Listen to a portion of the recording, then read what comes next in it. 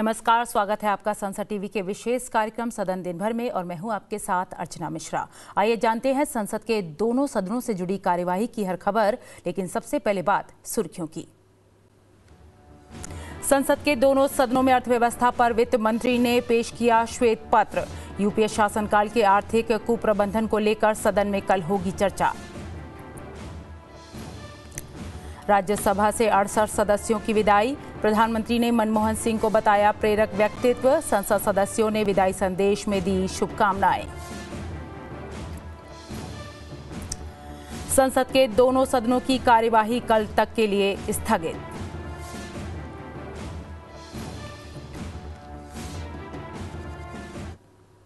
सबसे पहले बात करते हैं राज्यसभा की। राजस्थान से पूर्व राज्यसभा सांसद मीना वर्मा के प्रति श्रद्धांजलि के साथ आज राज्यसभा की कार्यवाही शुरू हुई। इस दौरान समस्त सदस्यों ने मौन पूर्वक सदन में खड़े होकर मीना वर्मा के प्रति श्रद्धा अर्पित की। I refer with profound sorrow to the passing away of former member of this House, Shrimati Veena Verma, on the 6th of February 2024 at the age of 82. We deeply mourn the passing away of Shrimati Veena Verma. I request the honorable members to rise in their places and observe silence as a mark of respect to the memory of the departed.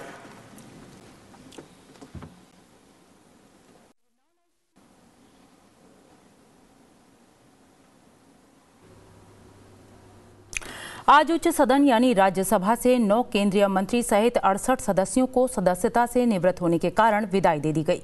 इस भावुक अवसर पर राज्यसभा के सभापति जगदीप धनखड़ ने सभी सदस्यों को अपनी शुभकामनाएं दी।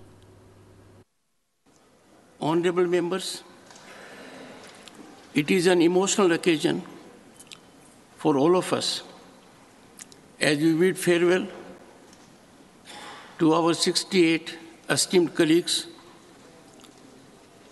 retiring between February and May following completion of their terms. I am sure the retiring members too would be departing with a profound sense of contentment for their efforts in advancing the interest of Bharat and every Bharatiya.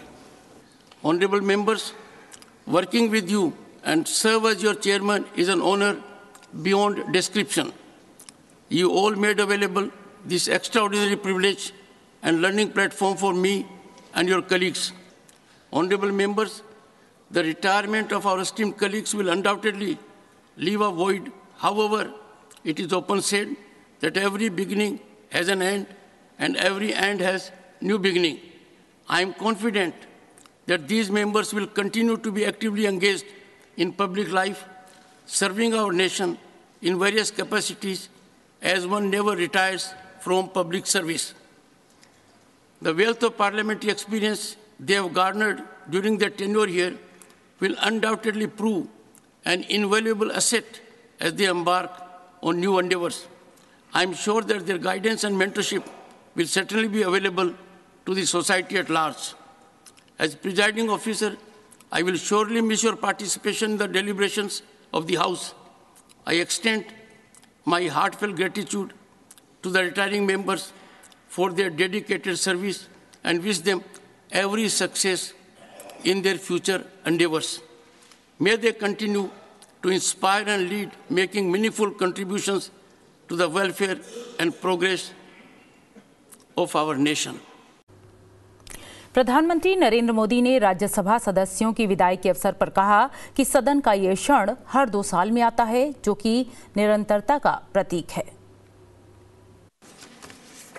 आदरणीय सभापति जी,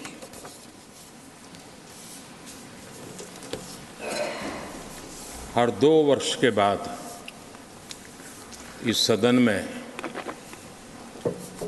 इस प्रकार का प्रसंग आता है, लेकिन ये सदन निरंतरता का प्रतीक है। लोकसभा 5 साल के बाद नए रंग रूप के साथ सज जाती है। ये सदन हर 2 वर्ष के बाद एक नई प्राण शक्ति प्राप्त करता है, एक नई ऊर्जा प्राप्त करता है, एक नए उमंग और उत्साह का वातावरण भर देता है। और इसलिए हर 2 साल में जो होने वाली विदाई है, वो विदाई एक प्रकार से विदाई नहीं होती है, वो ऐसी स्मृतियों को यहां छोड़ करके जाते हैं जो स्मृतियां आने वाली जो नई बैच होती है उनके लिए ये अनमोल विरासत होती है, जिस विरासत को वो यहां अपने कार्यकाल के दरमियान और अधिक मूल्यवान बनाने का प्रयास करते हैं। जो आदरणीय सांसदगण अपने कुछ लोग जा रहे हैं, हो सकता है कुछ लोग आने के लिए जा रहे हो और कुछ लोग जाने के लिए जा रहे हो। मैं विशेष रूप से माननीय डॉक्टर मनमोहन सिंह जी का स्मरण करना चाहूंगा। 6 बार इस सदन में वो अपने मूल्यवान विचारों से और नेता के रूप में भी और प्रतिपक्ष में भी नेता के रूप में उनका बहुत बड़ा योगदान रहा है। वैचारिक मतभेद, कभी बहस में छिटाकशी, वो तो बहुत अल्पकालीन होता है, लेकिन इतने लंबे अरसे तक जिस प्रकार से उन्होंने इस सदन का मार्गदर्शन किया है,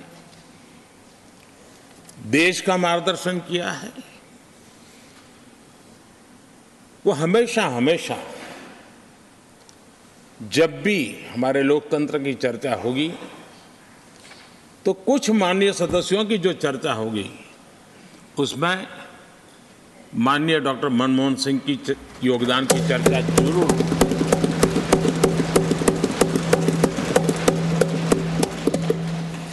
और मैं सभी सांसदों से, चाहे इस सदन में हो या उस सदन में हो, जो आज है वो शायद भविष्य में आने वाले हो, मैं उनसे जरूर कहूंगा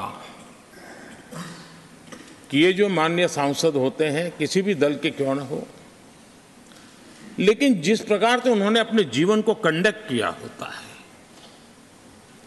जिस प्रकार की प्रतिभा के दर्शन उन्होंने अपने कार्यकाल में कराए होते हैं, उसका हमने एक गाइडिंग लाइट के रूप में सीखने के लिए प्रयास करना चाहिए। मुझे याद है उस सदन के अंदर लास्ट कुछ दिनों में एक वोटिंग का अवसर था, विषय तो मैं छूट गया मेरा, लेकिन पता था कि विजय ट्रेजरी बैंक की होने वाली है। अंतर भी बहुत था, लेकिन doctor Manmohan Singh ji wheel chair में आए, वोट किया। एक सांसद अपने दायित्व के लिए कितना सजग है उसका वो उदाहरण, वो प्रेरक उदाहरण था। इतना ही नहीं, मैं देख रहा था कभी कमेटी के चुनाव हुए, कमेटी मेंबर्स के, वो व्हीलचेयर में वोट देने आए। सवाल ये नहीं है कि वो किसको ताकत देने के लिए आए थे, मैं मानता हूं वो लोकतंत्र को ताकत देने आए थे। प्रधानमंत्री ने राज्यसभा की तुलना यूनिवर्सिटी से करते हुए कहा कि निश्चित तौर पर इन सभी सदस्यों का एक और भी बेहतर व्यक्तित्व जनसभा के बीच जाएगा। जो हमारे साथी नए दायित्व की ओर आगे बढ़ रहे हैं, इस सीमित विस्तार से एक बड़े विस्तार की तरफ जा रहे हैं, राज्यसभा से निकल करके जनसभा में जा रहे हैं, तो मैं मानता हूं उनका साथ यहां का अनुभव इतने बड़े मंच पर जा रहे हैं तब देश के लिए एक बहुत बड़ी पूंजी बन करके निकलेगा।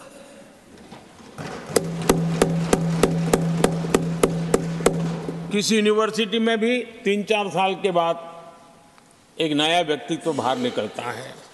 ये तो 6 साल की विविधताओं से भरी हुई है, अनुभव से घड़ी हुई एक ऐसी यूनिवर्सिटी है जहां 6 साल रहने के बाद कोई भी व्यक्ति ऐसा निखर करके निकलता है, ऐसा तेजस्वी बन करके जाता है, वो जहां भी रहता है, जिस भूमिका से रहता है, वो अवश्य हमारे कार्य को अधिक ताकतवर बनाएगा, राष्ट्र के काम को गति देने का सामर्थ्य देगा। ये जो माननीय सांसद जा रहे हैं, एक प्रकार से वो वैसे ग्रुप है जिनको दोनों सदन में रहने का, पुराने वाले संसद के भवन में भी और नए वाले संसद के भवन में भी उनको रहने का अवसर मिला।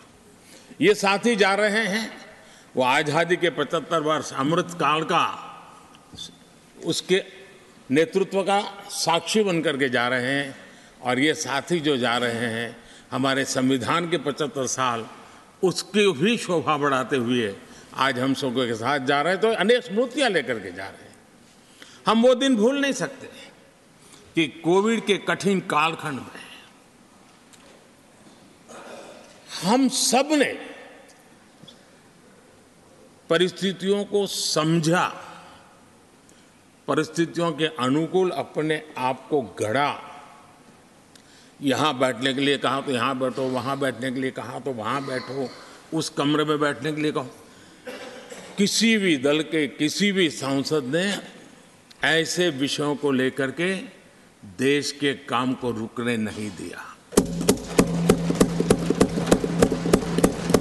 और कोरोना के वो कालखंड जीवन और मौत का खेल था, घर से बाहर निकले पता नहीं क्या होगा। उसके बाद भी माननीय सांसदों ने सदन में आकर के देश की जिम्मेवारियों को निभाया, देश को आगे बढ़ाया। और इसलिए मैं समझता हूं कि उस कालखंड ने हमें बहुत कुछ सिखाया है। संकटों के बीच भी भारत की संसद में बैठे हुए व्यक्ति कितने बड़े दायित्व को निभाने के लिए कितना बड़ा रिस्क भी लेते हैं और कितनी कठिनाइयों के बीच में काम भी करते हैं, इसका अनुभव भी हमें हुआ। हमारे यहाँ शास्त्रों में कहा गया है, गुणा गुणज्ञेषु गुणा भवन्ति, गुणा गुणज्ञेषु गुणा भवन्ति, ते निर्गुणम प्राप्य भवन्ति दोषाः, ते निर्गुणम प्राप्य भवन्ति दोषाः। आस्वाद्य तोया प्रवहन्ति नद्यः, समुद्र मासाद्वय भवन्तय पेया। उसका मतलब है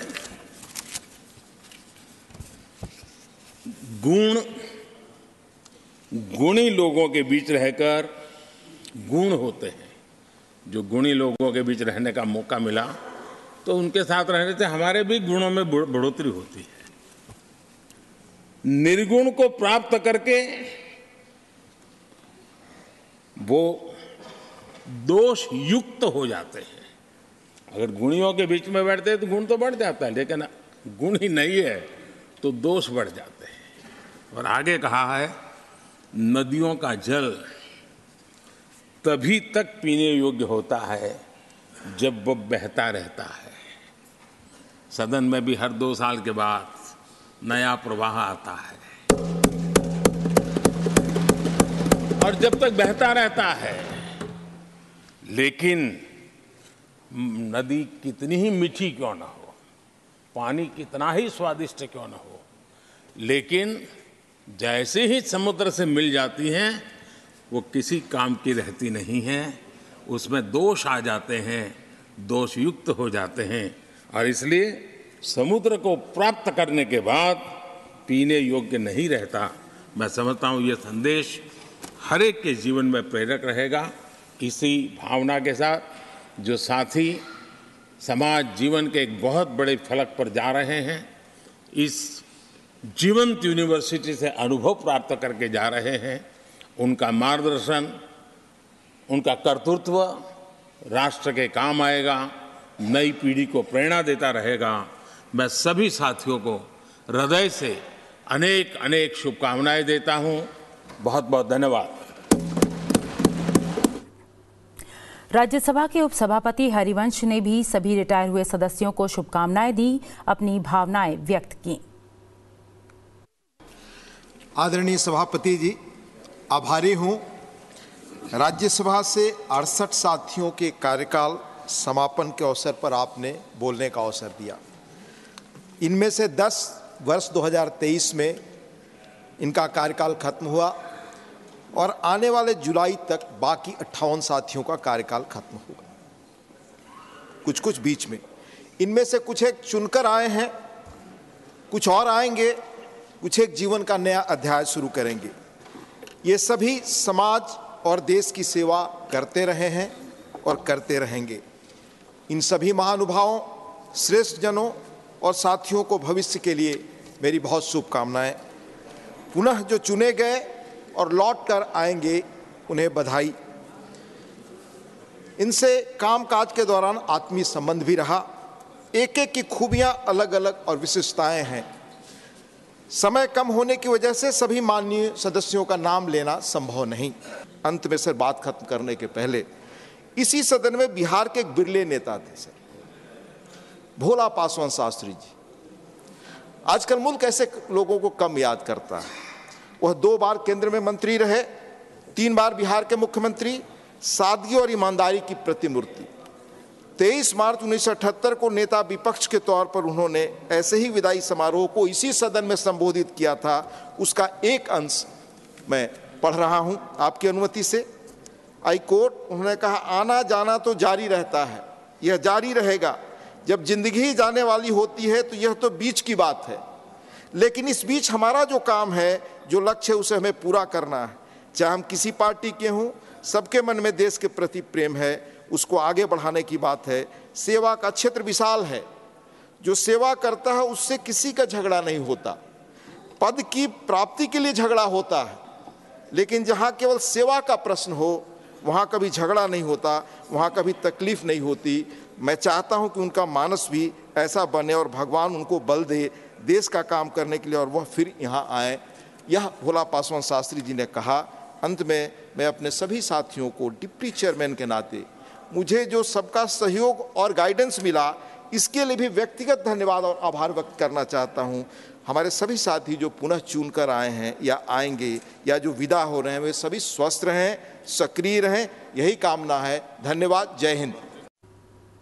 राज्यसभा की सदस्यता से निवृत्त होने वाले सदस्यों में केंद्रीय मंत्री मनसुख मंडाविया भी शामिल हैं। उन्होंने अपने उद्गार सदन में रखे। आइए सुनते हैं उन्होंने क्या कहा। आज इस सम्मानीय सभागृह में मेरा 12 साल पूर्ण हो रहा है। मुझे पता याद है, आज से 12 साल पहले गुजरात में मैं संगठन में काम करता था और हमारे विधानसभा के स्पीकर का निधन हुआ था और एक बाई इलेक्शन चल रहा था। मुझे वहाँ सूचना दी गई कि आपको राज्यसभा में जाना है। मैंने कभी दिल्ली देखी नहीं थी और मैंने राज्यसभा और लोकसभा एक ही परिसर में होती है ऐसा पता नहीं था,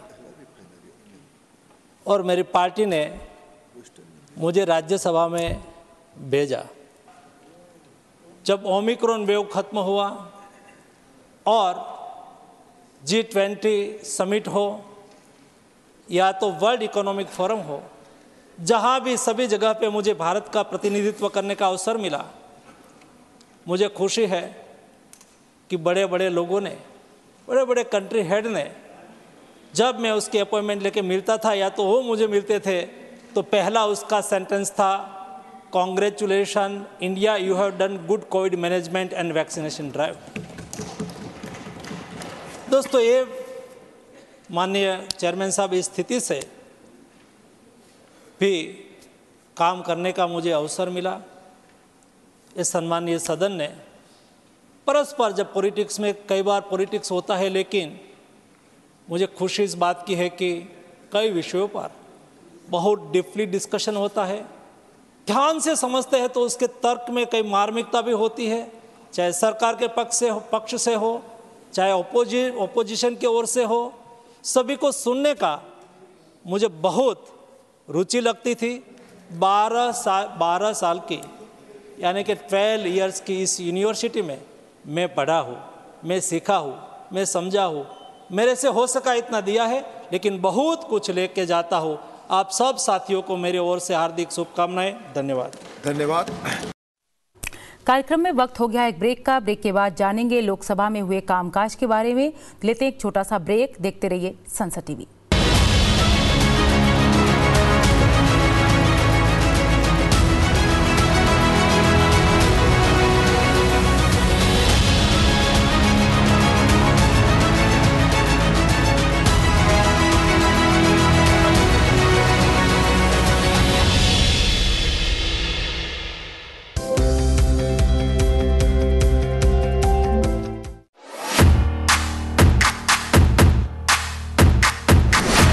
भारत में स्टार्टअप की दुनिया ही बदल चुकी है।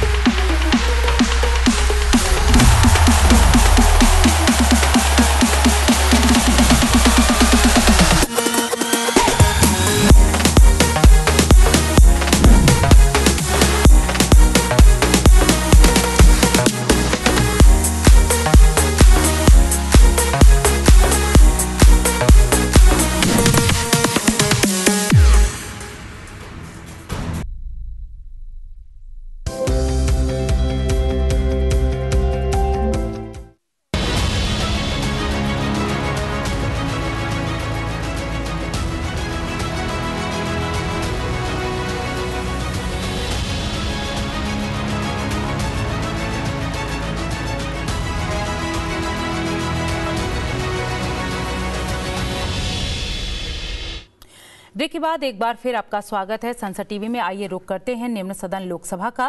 लोकसभा में कार्यवाही की शुरुआत प्रश्नकाल से हुई। 1 घंटे के प्रश्नकाल में लोकसभा सदस्यों ने विभिन्न मंत्रालयों से जुड़े प्रश्न पूछे, जिसका उत्तर संबंधित मंत्रालयों की ओर से दिया गया।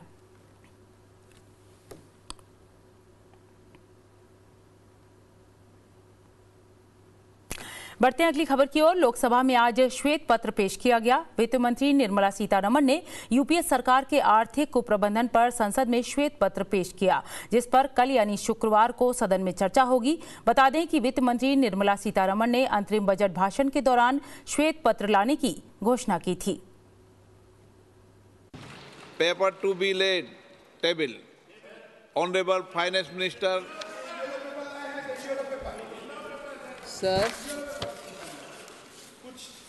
Sir, I rise to lay a white paper on the Indian economy, both in Hindi and English versions. Thank you.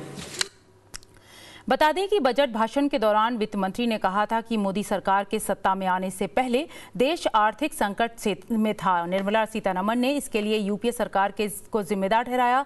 साथ ही उन्होंने कहा कि मोदी सरकार ने अर्थव्यवस्था को पटरी पर लाने के लिए बहुत मेहनत की है। श्वेत पत्र के जरिए यूपीए और एनडीए सरकार के कार्यकाल में हुए कार्यों की तुलना की जाएगी।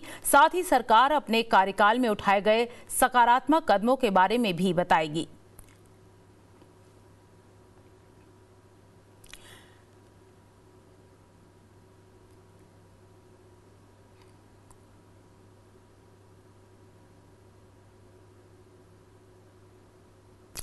लोकसभा के बाद राज्यसभा के पटल पर भी श्वेत पत्र रखा गया, जिस पर कल चर्चा होगी। लोकसभा में आज संविधान अनुसूचित जनजातियां आदेश संशोधन विधेयक 2024 और संविधान अनुसूचित जातियां और अनुसूचित जनजातियां आदेश संशोधन विधेयक 2024 को लोकसभा में पेश किया गया।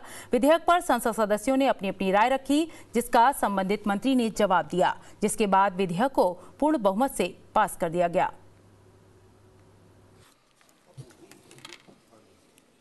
माननीय सभापति महोदय, मैं प्रस्ताव करती हूँ कि आंध्र प्रदेश राज्य के संबंध में अनुसूचित जनजातियों की सूची में संशोधन करने के लिए संविधान अनुसूचित जनजातीय आदेश 1950 का और संशोधन करने वाले विधेयक पर हम आज विचार करेंगे। उसके साथ ही आदरणीय महोदय, ये भी प्रस्ताव करती हूँ कि ओडिशा राज्य के संबंध में अनुसूचित जातियों और अनुसूचित जनजातियों की सूची में संशोधन करने के लिए संविधान अनुसूचित जातीय आदेश 1950 और संविधान अनुसूचित जनजातीय आदेश 1950 का संशोधन करने वाले विधेयक पर विचार किया जाए। 500 aspirational block tribal community development में एक बहुत बड़ी कदम है। 112 जिले में एस्पिरेशनल जिला के नाते उसको फोकस तरीके से डेवलप करना हमारी सरकार की प्रतिबद्धता है। मैं बहुत पुरानी बात नहीं कहूँगा। 13-14 में यूपीए की सरकार की आखिरी साल में ट्राइबल अफेयर्स मिनिस्ट्री की बजट साइज था 4,300 crore. Today in the 24-25 budget, the recently tabled budget, the amount size is 13,000 crore. 3 times increase is there.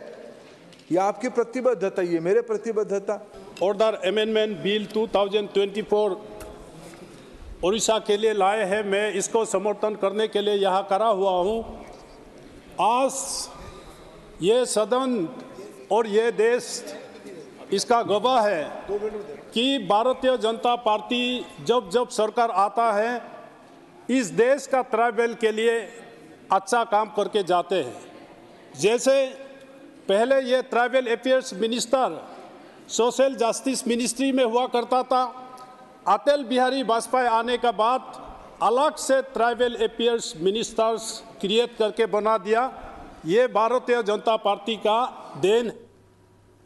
इसके साथ ही लोकसभा में आज जल प्रदूषण निवारण और नियंत्रण संशोधन विधेयक पेश किया गया, जिस पर संसद सदस्यों ने अपनी अपनी राय रखी, जिसके बाद विधेयक को लोकसभा से पास कर दिया गया।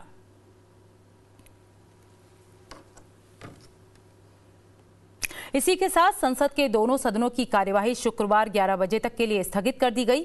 तो कार्यक्रम सदन दिन भर में आज के लिए बस इतना ही। मुझे दीजिए इजाजत और आप देखते रहिए संसद टीवी। नमस्कार।